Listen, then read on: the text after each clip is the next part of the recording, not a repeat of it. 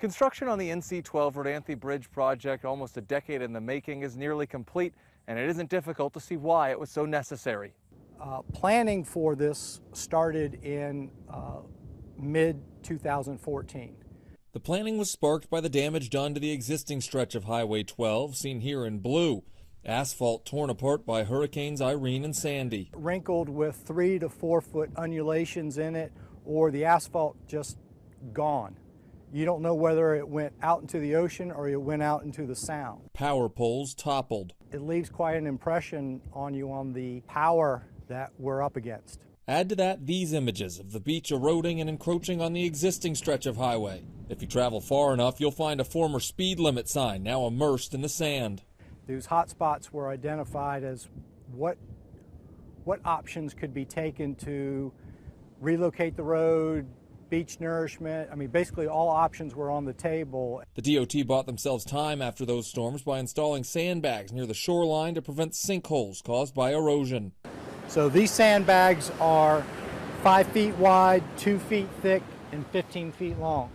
We placed the sandbags in areas where we have overwash that has the potential to undermine the asphalt. It became clear something must be done to find a long-term solution. There have been options in the past and attempts made that were successful of relocating the road in certain areas, but now with the severity of the storms, looking for that long-term solution, that's why we're going to the bridging option.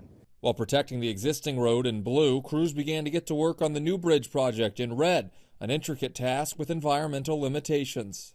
We need big, heavy equipment, but yet we could not use barges to work in this area because the water was too shallow.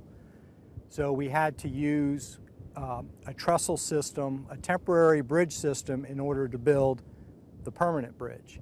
And all the while we want to minimize that impact on the subaquatic vegetation, minimize the impact on any of the adjacent wetlands that we may span across or may be near.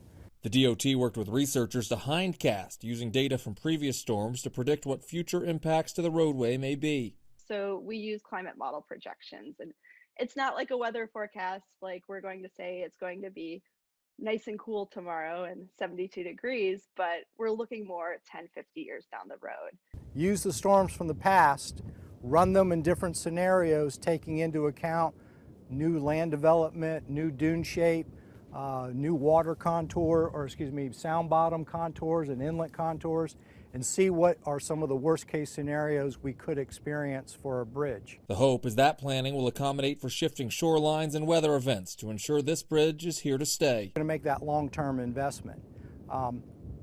With these bridges also being designed for that 100-year service life. Doesn't mean that we won't have to go out there and do some maintenance, say in 50 or 75 years, but we won't have to do that in-depth, comprehensive maintenance. In Rodanthe, Fort Hatchett, WXII 12 News.